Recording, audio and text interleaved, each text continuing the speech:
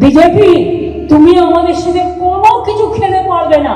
সামনেই পশ্চিমবঙ্গে বিধানসভা নির্বাচন। ভোটের দিন যতই এগিয়ে আসছে ততই উত্তপ্ত হয়ে উঠেছে নির্বাচনী মাঠ।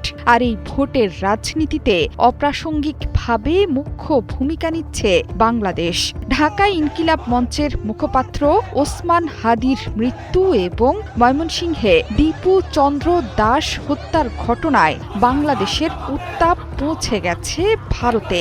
বাংলাদেশ দূতাবাস এবং ভিসা সেন্টারের সামনে ভিড় জমিয়ে সহিংসতা উস্কে দিচ্ছে হিন্দুত্ববাদী সংগঠনগুলো। Which is the world-class cable brand? Walton Cables, নিরাপদ আগামী সংযোগ। আর এসব কিছুর নেপথ্যে পশ্চিমবঙ্গের বিধানসভা নির্বাচন। মমতা বন্দ্যোপাধ্যায়কে হঠাৎই বিজেপি হাতিয়ার করেছে বাংলাদেশ ইস্যু।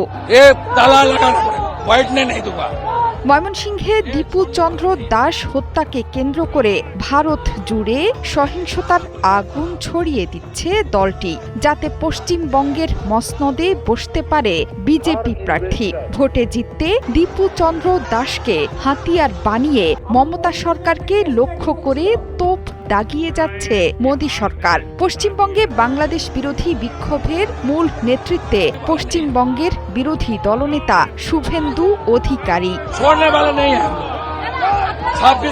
তবে ছেড়ে কথা বলতে নারাজ মমতা ব্যানার্জির তৃণমূল কংগ্রেস।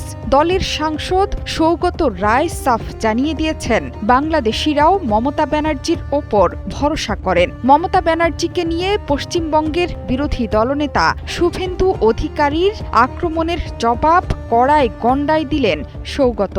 শুধু তাই নয়, শুভেন্দু অধিকারী 4 মাস পর বিধায়ক থাকবেন না বলেও সাফ জানিয়ে দিয়েছেন। অন্যদিকে শুভেন্দু অধিকারী আগেই হুমকি দিয়ে বলে রেখেছেন 5 লাখ হিন্দু সাধু নিয়ে কলকাতার বাংলাদেশ উপ হাইকমিশনে হামলা করবেন।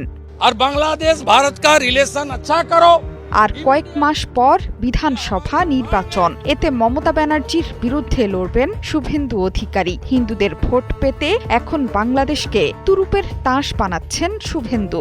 যদিও বিজেপির এই ষড়যন্ত্র ধোপে টিকছে না। বেশিরভাগ মানুষই দুইয়ে 4 মিলিয়ে ফেলছেন। বাংলাদেশের ঘটনার পাল্টা দিয়ে বহু সমালোচক বলছেন, ভারতেও সংখ্যালঘুদের উপর হামলা হচ্ছে, যার বড় প্রমাণ ভারতের ওড়িশা রাজ্যে বুধবার রাতে বাংলাদেশি সন্দেহে পশ্চিমবঙ্গের এক মুসলিম নির্মাণ শ্রমিককে পিটিয়ে হত্যার ঘটনা। বিবিসি বাংলা বলছে, ডিসেম্বর মাসেই দেশটির 3 রাজ্যে গণপিটুনিতে মৃত্যুর 3টি ঘটনা ঘটেছে।